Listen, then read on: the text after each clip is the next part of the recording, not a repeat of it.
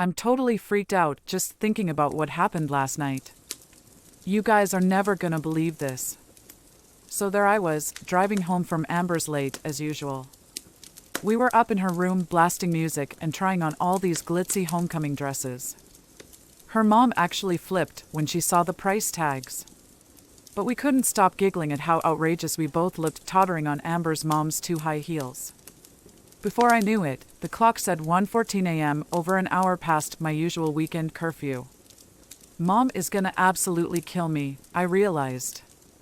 No amount of sorry, we just lost track of time would get me out of being grounded for sure this time. In a panic, I grabbed my stuff, waved a quick bye to Amber, and bolted for the car. The roads were pitch dark and dead quiet at that hour. Kinda creepy, actually. Trying not to imagine axe murderers leaping from the woods, I turned on the radio full blast to keep myself company. I sang loudly and off-key until I came to the narrow rickety bridge over Blood Creek, then paused to hold my breath like always. They say a school bus full of kids careened over the edge there decades ago. I still don't know if that story's even true, but I swear the spot always feels haunted.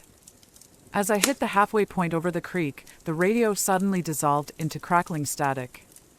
What the heck? I smacked the dash, trying to find the station again. But every button just gave weird buzzing sounds or faint voices arguing in foreign languages. Then a blast of wind shook the car, nearly yanking the wheel out of my hands. Outside, dark clouds now scud across an otherwise clear sky, giving the bloated yellow moon an extra creepy glow. Thunder rumbled from the churning clouds, and the wind carried a sudden stench like rotten eggs and skunk spray. Gagging at the nasty smell, I craned my neck checking for dead animals on the road. But no flattened possums or deer carcasses explained the eye-watering reek seeping through my vents. The wind whipped even wilder then, buffeting the car side to side. Over its shriek, I realized the awful stink was getting stronger by the second. That's when the fog began pouring across the moon-washed fields on either side of me, unnaturally dense and fast-moving.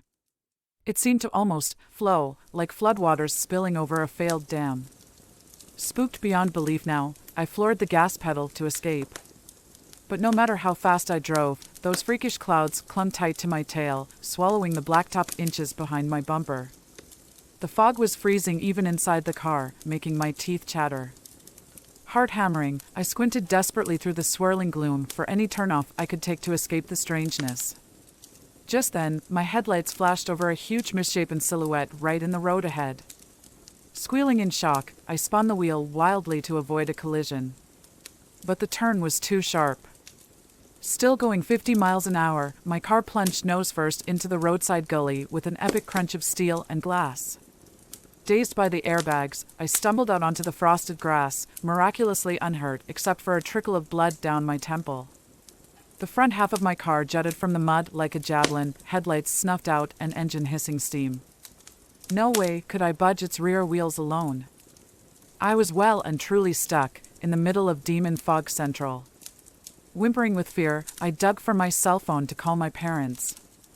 But of course, 0 bars showed in the display. The icy gale tore the scream from my throat as soon as it left my lips. Trying not to hyperventilate, I strained to see or hear any houses where I might find help.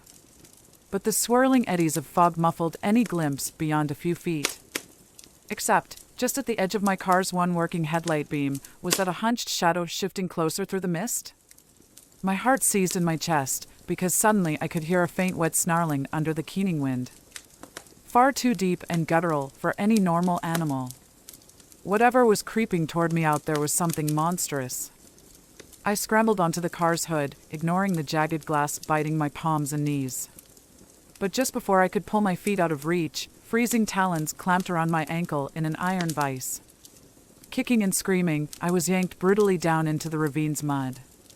The last thing I saw before my attacker flattened me was its face, furless, eyeless, all jagged fangs and peeling flesh. Then it opened jaws wider than should be possible, spewing sulphurous drool as it dove straight for my throat. Here's a continuation of the creepy supernatural encounter. Its fetid breath blasted my face as its fangs hovered inches from my jugular. Some primal survival instinct took over. I twisted sideways, simultaneously stomping at the creature's leg. My boot connected sharp against bone with a sickening crack. Howling, the beast momentarily loosened its death grip on me. I scrambled free, gashes stinging across my calf, but pumping too much adrenaline to care. The thing recoiled, favoring its fractured limb, before rounding on me with an ear-piercing shriek. It crouched to pounce, claws raking furrows in the soil. Thinking fast, I ripped my cell phone from my hoodie pocket and hurled it straight at those soulless black eyes.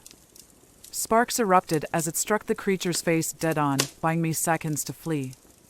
I tore through brambles and gullies, feet slipping in the icy mud. The gale amplified into a deafening frenzy. Tree branches cracked under its fury, slashing my skin like whips. Still I ran blindly, that nightmare thing's shrieks hounding my heels. Suddenly a stray root snagged my shoe and I crashed face first onto the jutting rocks of a dried creek bed. Blood gushed from my shattered nose as I spat out a tooth. Somehow I staggered upright, swaying drunkenly just as the creature broke from the tree line. It skidded to a halt at the water's edge, clouded eyes narrowing to flinty slits as it glimpsed the tattoo on my wrist, 3 spiraling triangles, gifted to me on my 16th birthday. The symbols seemed to glow like embers, reflected in the beast's milky pupils. With an ear-splitting wail it shrank back, clutching its misshapen head. Seizing my chance, I vaulted the slippery stones, scrabbling over crumbling dirt on the other side. A towering iron fence emerged from the roiling fog up ahead. I hurled myself against the icy bars just as the creature regained its senses for one final attack. Here's a thrilling conclusion to the supernatural encounter. Clawing desperately at the fence, I managed to wedge my sneakered toe into the rusty metal links. I hauled myself up, shards of flaking iron gouging my numb hands. Below, the creature hurled itself against the barrier, frothing jaws snapping furiously just inches from my dangling legs. Half climbing, half falling, I tumbled over the top onto dew-soaked grass. Gasping raggedly, I glimpsed a faint glow through the mist, the blessed lights of an old farmhouse. I limped urgently toward that beacon, the snarls of the foiled creature echoing behind me. Bursting from the fog's grip at last, I staggered onto the front porch and collapsed against the weathered door. A gruff voice yelled in alarm as the door was yanked open from inside. An elderly farmer holding a lantern peered out, shotgun cocked in the crook of his arm. As he glimpsed my bloody, bedraggled state, his craggy face creased even deeper with astonishment and concern. The words tumbled out in a frantic, jumbled mess: the accursed fog, the gruesome monster with a taste for teenage blood, the glowing protective tattoo that seemed to ward it off. All the while, the old-timer eyed my mud-caked wrist, where traces of the markings still faintly smoldered. As my horrifying tale concluded, his expression turned grim, almost sorrowful. "The howler walks again," he muttered, half to himself. Beckoning me inside to dress my wounds, he explained the sinister history of my attacker, a vengeance demon summoned by dark magic ages ago. It slumbered deep below the rural graveyard each year, its depraved hunger rising with the autumn moon. The occult protection mark had saved my life this night. But the howler would not rest until its monthly sacrifice was complete. Now that it had my scent, I must prepare for its inevitable return. As the first pale rays of dawn pierced the clinging fog outside, I knew my wary vigil had just begun. But thanks to the farmer's ancestral knowledge, at least now I understood the true nature of the evil that stalked me. And understanding meant I finally had a fighting chance to destroy the howler, or be damned for all eternity trying.